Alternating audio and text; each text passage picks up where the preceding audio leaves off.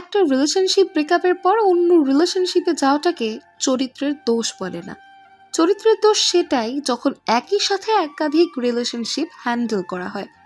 জন্ম নেওয়ার 3 দিনের মাথাতেই সৃষ্টিকর্তা লিখে দেয় কার ভাগ্যে কার নাম আছে, সেই নাম আমরা জানি না। সেই নামকে খুঁজতে একাধিক মানুষ জীবনে আসতেই পারে। যে ছেড়ে চলে যাবে জানবে সেই নামের মধ্যে সে পড়েই না। কেউ কেউ ভাগ্যক্রমে প্রথমেই সে মানুষ পেয়ে যায়, যে জন্য তাদের জীবনে আসা প্রথম মানুষটার সাথেই তাদের বিয়ে হয়।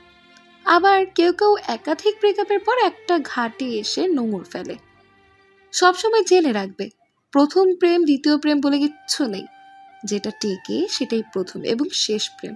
যেগুলো টেকে না সেগুলোকে ভালোবাসা বলে নামাঙ্কিত করলে ভালোবাসা শব্দটার অপমান করা হবে।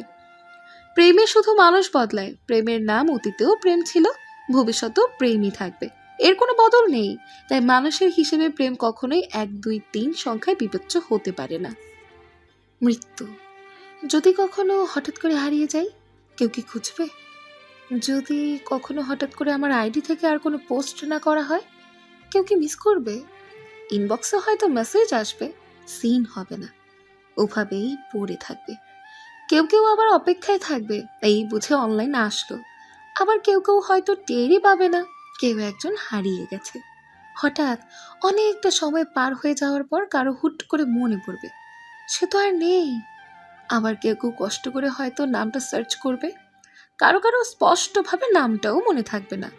প্রোফাইলে ঢুকবে, পুরনো পোস্টগুলো পড়বে, পুরনো ছবিগুলো দেখবে, হয়তো মনে পড়বে একসময় হয়েছিল, হয়তো মনে হবে ইস কেন কথা বললাম না একটাবারও।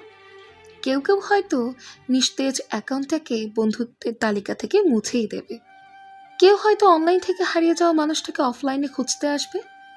কেউ কি হারিয়ে যাওয়া মানুষটির ফেরার অপেক্ষায় থাকবে? যখন আমি থাকবো না, আমার স্মৃতিগুলো কি কাউকে পড়াবে? সিন হবে না জেনেও কেউ কি বারবার SMS করবে? হয়তো, হয়তো না, তবে হারাতে হবে, হারাতে হয়। হারিয়ে যাওয়াই নিয়ম। কেউ আয়োজন করে হারায়, কেউ হুট করে। আমি না হয় একদিন হুট করেই হারিয়ে যাব। ভালোবাসা মানেই কি শারীরিক সম্পর্ক? বিয়ে মানেই কি দৈহিক মিলন? আচ্ছা, বিয়ে কি মানুষ শারীরিক সম্পর্ক করার জন্য করে, নাকি আজীবন একটা মানুষকে সুখে দুঃখে ছায়ার মতো কাছে পাওয়ার জন্য করে? আপনি চাইলে আপনার স্ত্রী বা প্রেমিকার সাথে শারীরিক সম্পর্ক করতেই পারবেন। আপনার স্ত্রী বা প্রেমিকা আপনার কথা শুনতে বাধ্য, কারণ তারা আপনার কাছে কারাবন্দী, আপনার হুকুমের গোলাম। আচ্ছা, শারীরিক সম্পর্কের সুখটা কতক্ষণে? 5 মিনিট, 10 মিনিট, 30 মিনিট, অথবা 1 ঘন্টা? তারপর এরপর যদি আপনার স্ত্রী বা প্রেমিকার প্রতি আকর্ষণ না থাকে, তবে আপনি তাকে শুধু শারীরিক সম্পর্কের জন্যই ভালোবাসেন। যদি আপনাদের মধ্যে মনের মিলন হতো, যদি দৈহিক মিলন না হলেও মনের বোঝাপড়াটা থাকতো, তাহলে আজীবন সুখী হতেন। সম্পর্কের মানে শারীরিক সম্পর্ক নয়, সম্পর্কের মানে একটি মনের সাথে আরেকটি মনের মিলন। যদি একবার মনের মিলন হয়ে যায়, তবে বৃদ্ধ বয়সেও ভালোবাসাটা যৌবনের মতোই থাকবে। সুখী হতে চাইলে মনের মিলন করেন, তবে শারীরিক সম্পর্ক করতে মানা করছি না। ভালোবাসাটা পবিত্র, দুটি মনের মিলন পবিত্র, শারীরিক সম্পর্কটাও পবিত্র। যদি আপনি মনের মিলনের পর ভালোবাসার নামক যে চারা গাছ তৈরি হবে, সেই চারা গাছের গোড়ায় পানি ঢালেন, তবেই আপনার শারীরিক সম্পর্কের ক্ষুধাও মিটবে। আপনি পাবেন ভালোবাসার ফুল বা ফুটফুটে নবজাতক। মনের মাঝে মন না রেখে দেহের সাথে দেহ, লিঙ্গের সাথে লিঙ্গ মিলায় মন বুঝে না কেহ। ভালোবাসাও কামনা চায়, দেহটাকেই বোঝে। মনের মিলন সারা জীবন কয়জনের খোঁজে? ফ্যামিলি প্রবলেম মেয়েদেরও হয়। আমাদের যখন কথায় কথায় কিছুদিন পর তোকে বিয়ে দিয়ে দেবো, পড়তে হবে না আর বলে হুমকি দেওয়া হয়, তখন রাতের পর রাত আমরা ভেতরে ভেতরে কুঁকড়ে মরে যাই।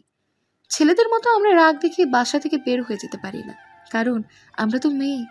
বাসা থেকে বেরিয়ে কোথাও গিয়ে থাকার জায়গা নেই, হাজারটা প্রশ্নের সম্মুখীন হতে হবে যে।